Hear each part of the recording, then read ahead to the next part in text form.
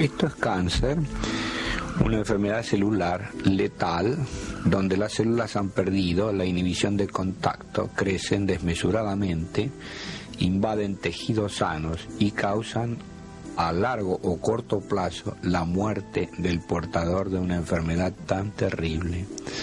La característica fundamental del cáncer es el crecimiento desaforado, sin control, donde las células enfermas, que como dije recién pierden la capacidad de reconocer la inhibición de contacto, rápidamente invaden tejidos vecinos. Vemos acá una célula, maravillosa fábrica de proteína, muy compleja, donde podemos observar el núcleo, el ergastoplasma, lleno de inclusiones, y donde apreciamos la existencia de ribosomas y de múltiples estructuras que dan una idea de la riqueza del ergastoplasma, de la complejidad de los fenómenos que acontecen dentro de esta maquinaria celular y de cómo la alteración del desoxirribonucleico del núcleo lleva a la alteración de las membranas celulares y del ergastoplasma. La célula, como podemos apreciar acá, es, repito, una maravillosa máquina productora de energía eléctrica, química y física. Vemos acá células neoplásicas marcadas con tiamidina tritiada. Pertenecen a un cáncer de pulmón y podemos apreciar la carioquinesis, el desoxirribonucleico teñido en rojo. Acá volvemos a ver las células de un cáncer de pulmón cultivadas con este método de Baserga, que nos permite apreciar claramente el código genético, el ácido de la vida. El desoxirribonucleico tiene alrededor de 2 millones de bases de largo y emite un mensaje para fabricar proteínas en el plasma de alrededor de 5.000 bases de largo, que es el RNA mensajero. Como ustedes pueden apreciar, el RNA mensajero descodifica el mensaje y transforma los elementos o las unidades en proteínas. El ácido desoxirribonucleico está formado por unidades simples denominadas citosina, guanina, adenina y timina. La secuencia de estas unidades dan las características del mensaje genético. En la época del Dr. Halsted, cuya fotografía vemos acá alrededor del 1900, los cirujanos enfrentados al terrible problema del cáncer habían mantenido un principio que era cortar por tejidos sanos para eliminar el tejido enfermo. Lo que no se podía apreciar en esa época es que esta es una enfermedad de sistema y todos los sistemas de defensa del organismo están enfermos. El Dr. Halsted hacía grandes exéresis mamarias haciendo una mastectomía radical ampliada, como ustedes pueden apreciar, eliminando la mama, los músculos pectoral mayor y menor y los ganglios. Alrededor de 1950 el Dr. Fisher sentó un principio de que la enfermedad mamaria era una enfermedad de sistema. Podemos apreciar que a partir del 50 se hacen menos operaciones radicales ampliadas agresivas y se hacen más operaciones menos agresivas, más conservadoras, como la operación de Madden, que respeta los músculos. Un gran adelanto en la parte química permitió que se mejoraran las técnicas. Vemos acá cómo se aprecia el nódulo mamario, se lo estadifica, el cirujano opera, saca el nódulo, se hace la gradación histológica y luego se estudian las llamadas proteínas receptoras de estrógenos y de progesterona, que se cuantifican para dar una idea del pronóstico. Ahora se sabe que se pueden utilizar bloqueadores estrogénicos y sustancias químicas del tipo de las drogas antineoplásicas que mejoran los resultados. Ustedes ven acá un CMF con mucho mejor resultado que la monodroga o que los anteriores tratamientos de pacientes enfermos con cáncer mamario, a los cuales no se les hacían drogas ni se les hacían otro tipo de tratamientos.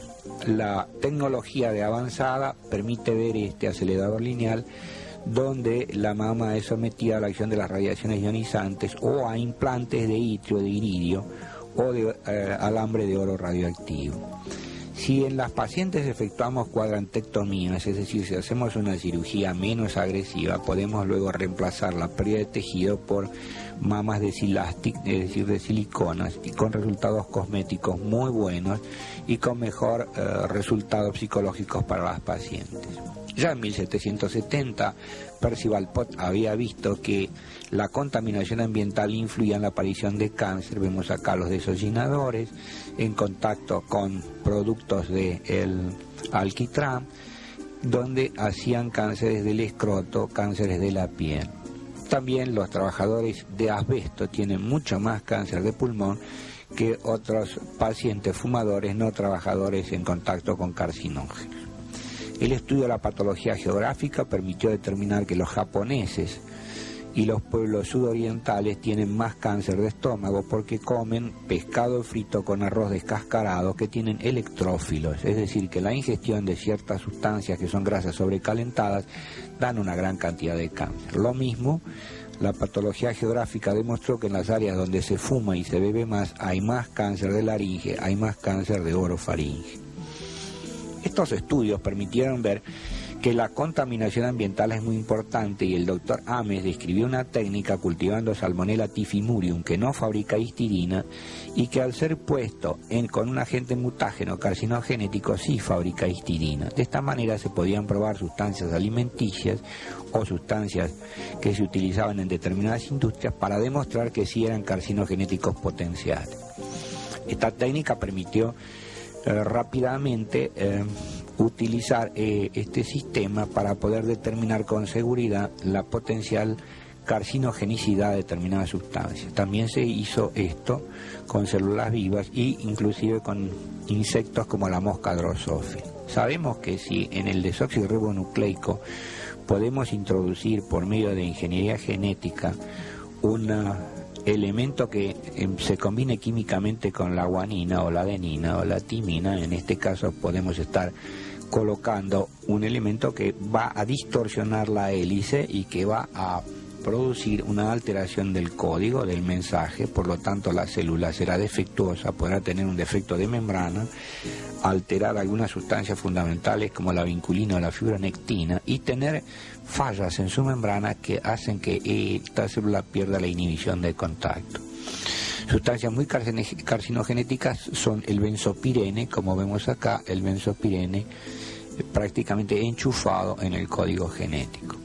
El doctor Berenblum hace ya casi 4 décadas demostró que podíamos tener series de ratitas donde hay cáncer, pero este cáncer es debido a la característica genética de las ratitas más la acción de una sustancia denominada iniciador. Si tenemos otra sustancia, una segunda sustancia denominada promotor, y se las damos a determinadas clones de ratitas, no hay tanto cáncer, pero la unión del iniciador más el promotor da un aumento muy grande de cáncer en las series de ratitas estudiadas. Esto demuestra la importancia no solamente de la existencia del código genético proclive a tener cáncer, más la acción de la contaminación ambiental, que como vimos con los electrófilos de la alimentación es muy importante para despertar la acción carcinogenética.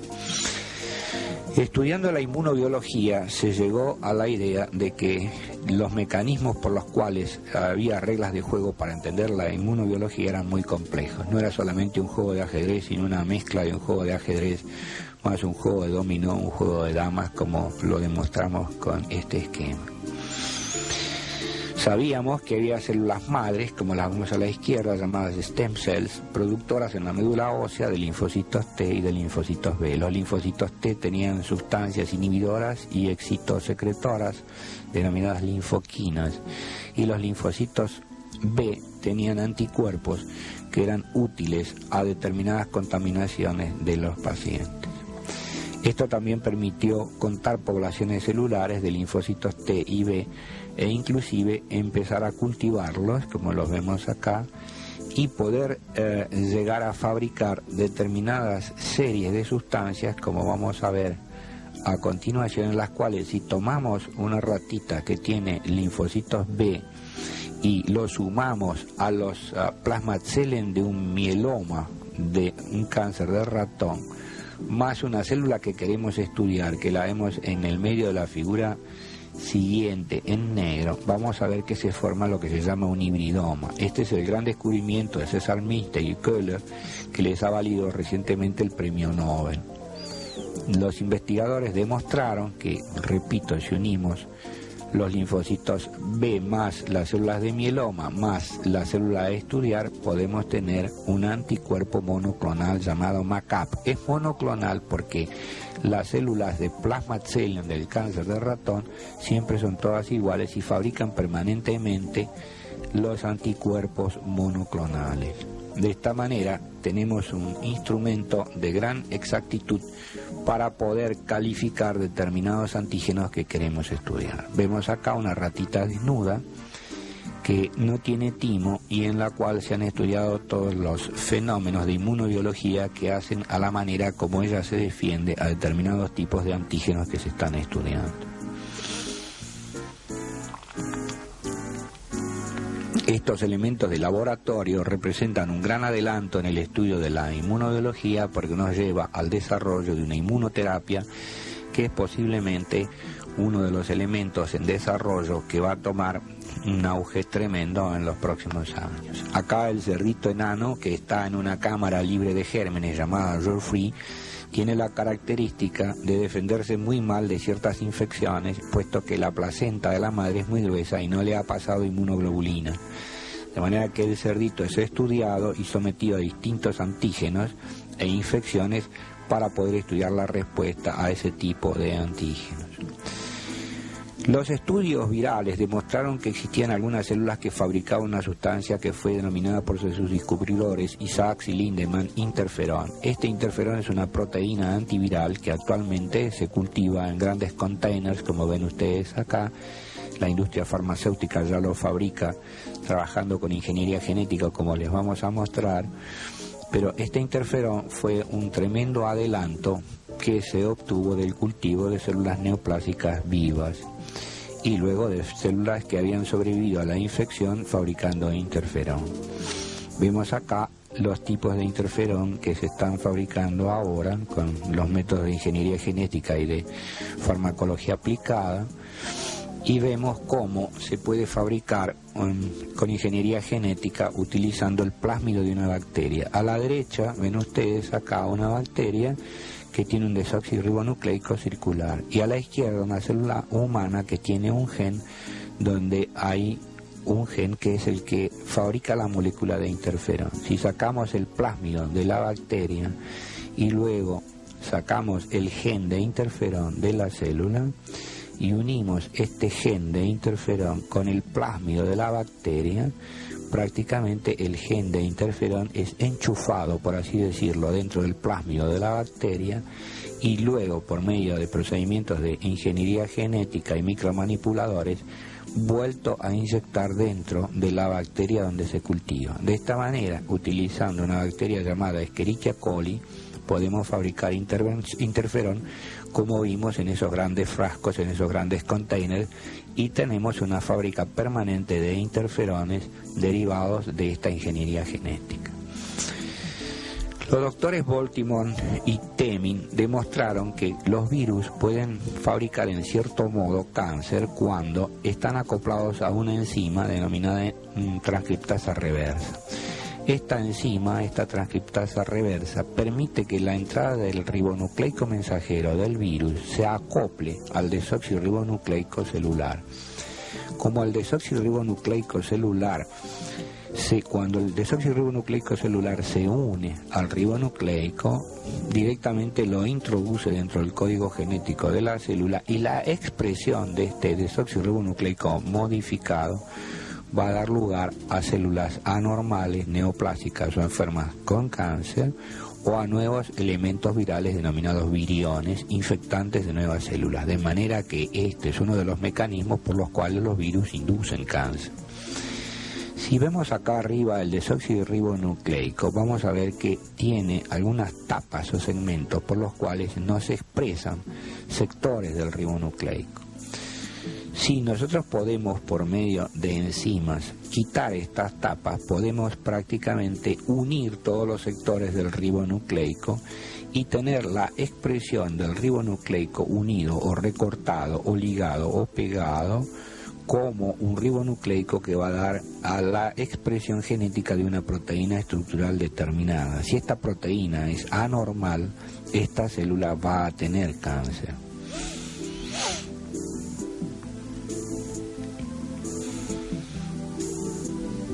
Vemos acá los estudios de Barbara McClintock, quien recibió el premio Nobel el año pasado, sobre el crecimiento de los granos de choclo. Ella demostró de que podemos tener granos sanos, los blancos, los normales, y granos no sanos o defectuosos por la acción de determinados genes que fueron denominados transposones o genes saltarines. Esto se discutió muchos años y los estudios de Barbara McClintock tardaron alrededor de 40 años hasta ser aceptados. Estos estudios le valieron el premio Nobel del año pasado, como dije recién, y los estudios genéticos vegetales nos aclararon mucho más el problema del punto de vista de lo que es cáncer. Vemos acá trabajo del doctor Van de Bode, donde tenemos tiras de desoxirribonucleico, donde en la flechita se introduce un ribonucleico mensajero, seguramente por la acción de una transcriptasa reversa, como dijeron los doctores Baltimore y Temmin. Entonces el mensaje del desoxirribonucleico está deformado porque intrínsecamente lleva ahí un mensaje alterado. Este sector alterado es el que va a dar lugar a la formación de una proteína. Esta proteína se llama SRC y va a transformar la actividad de la célula, que por otra parte era normal, en una célula anormal, donde van a haber alteraciones de las llamadas proteínas estructurales, de la infraestructura celular. Entonces, las sustancias denominadas vinculina y fibronectina, que le dan estructura a la célula, están alteradas y por lo tanto hay fenómenos de membrana en esta célula alterada que hacen que la célula se torne ameboide, se pueda movilizar, pueda dar metástasis de distancia y pueda devorar las membranas limitantes de las células normales, de las células hermanas, a las cuales desconoce porque ha perdido lo que llamamos el fenómeno de inhibición de contacto.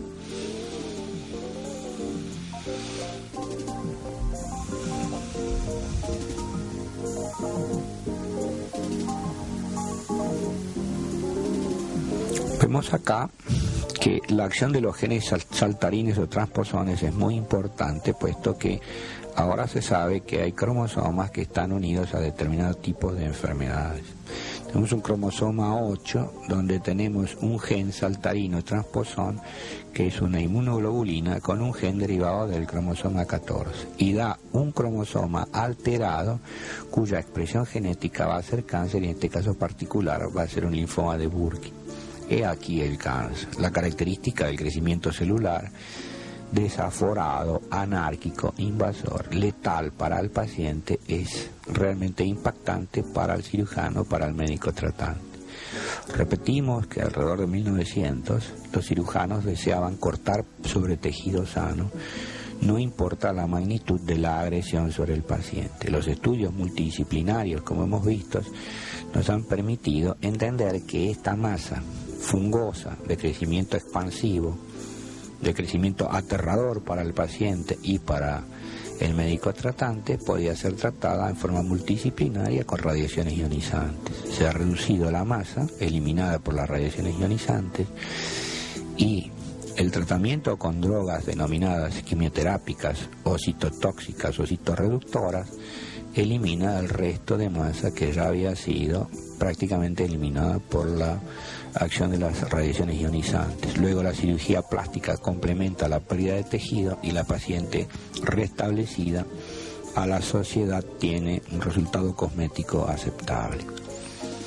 El cáncer entonces es combatido a nivel multidisciplinario, no solamente entendiendo que la terapéutica quirúrgica es eficaz en un tiempo oportuno, sino que además el resultado de la terapéutica es la combinación de la multimodalidad o del mecanismo multidisciplinario. Los avances de la ingeniería genética, de la biología molecular, los avances del laboratorio en esta década de progreso han permitido estos resultados que observamos acá, pero sin esa base biológica, sin ese conocimiento de la inmunobiología, no hubiéramos llegado a estos resultados, que es el fruto de un camino recorrido donde el progreso es evidente y donde el futuro está lleno de una creatividad y una realidad imposible de negar. Posiblemente los próximos 10 años desarrollen la inmunoterapia y la inmunobiología en forma sorprendente, pero de todas maneras la derrota del enemigo está cercana.